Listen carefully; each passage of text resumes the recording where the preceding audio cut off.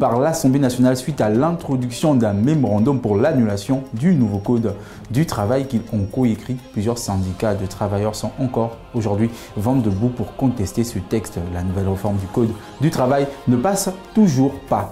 Et puis, le professeur Mariel Bouillou a procédé le week-end écoulé au lancement d'unités mobiles de vaccination contre la Covid-19. Nous en parlerons dans un instant. Dans le volet politique de cette édition, plusieurs cadres et ténors de l'opposition gabonaise ont récemment claqué la porte de l'opposition dans la province de la Nyanga pour rejoindre les rangs de la majorité. Ils se sont engagés au sein du Parti démocratique gabonais, parti au pouvoir. C'est tout pour les titres. Bonsoir à tous et bienvenue dans cette principale édition. Vous regardez le 1945 sur Média 241. Alors qu'elles se disent déçues du non-lieu donné par le Parlement suite au mémorandum en rapport avec la nouvelle réforme du Code du travail, des organisations des travailleurs des secteurs privés et parapublics veulent monter au créneau.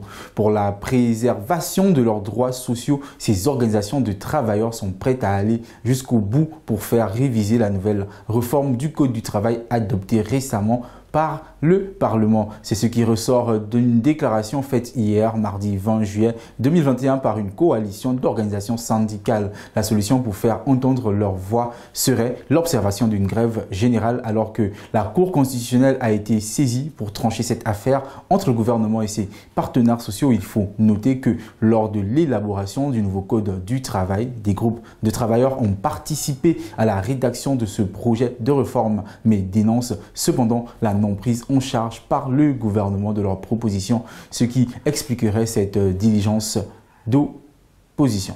Dans le volet santé de notre édition, la présidente du comité national de vaccination Copivac, professeur Mariel Bouillou à côté, a procédé au lancement des équipes mobiles de vaccination. Ce lancement s'est effectué à la mosquée de Batavia dans le 3e arrondissement de la commune de Libreville. Ce sont au total 302 personnes sur 410 enregistrées qui ont reçu leur première dose de vaccin dans le cadre de la vaccination mobile. Cette opération a été un franc succès grâce notamment à l'implication et la mobilisation de l'Association des femmes musulmanes du Gabon. À côté de cette action, la présidente du Copivac a annoncé la mise en place prochaine d'une plateforme numérique dédiée au retour d'expérience sur la vaccination.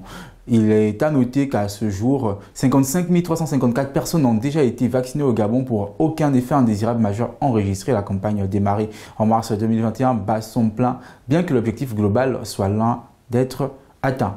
Terminant cette édition politique, les rangs de l'opposition gabonaise se vident de ses cadres. La main tendue du président de la République, par ailleurs président du Parti démocratique gabonais Ali Bongo Ondimba, n'a pas fini d'être saisie. C'est du moins le constat que laissent penser les récents ralliements des cadres de l'opposition de la province de la Nyanga au parti au pouvoir. Plusieurs anciens cadres issus de l'ACR de Bruno Banou Mamba, des démocrates de Guy Nzuba Dama du RNB ainsi que des membres de la coalition pour la Nouvelle République CAN réunis autour de Jean Ping de la province de la Nyanga ont tourné le dos aux différentes formations politiques dans lesquelles ils militaient pour adhérer au Parti démocratique gabonais.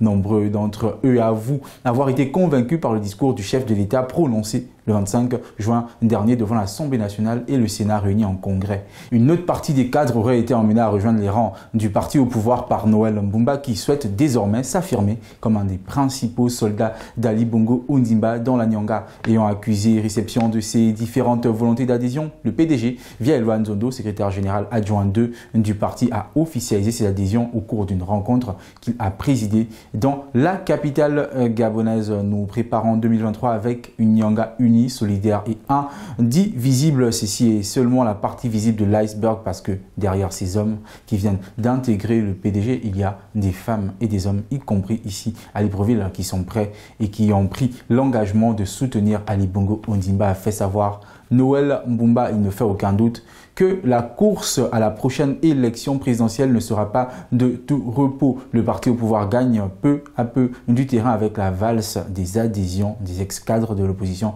observée ces derniers mois. C'est sur cette information que nous refermons notre session. J'étais ravi de l'avoir présenté. On se donne rendez-vous demain pour d'autres sessions d'information. D'ici là, portez-vous bien et continuez d'observer les gestes barrières pour freiner la propagation du coronavirus. Je vous souhaite de passer une excellente et agréable soirée chez vous.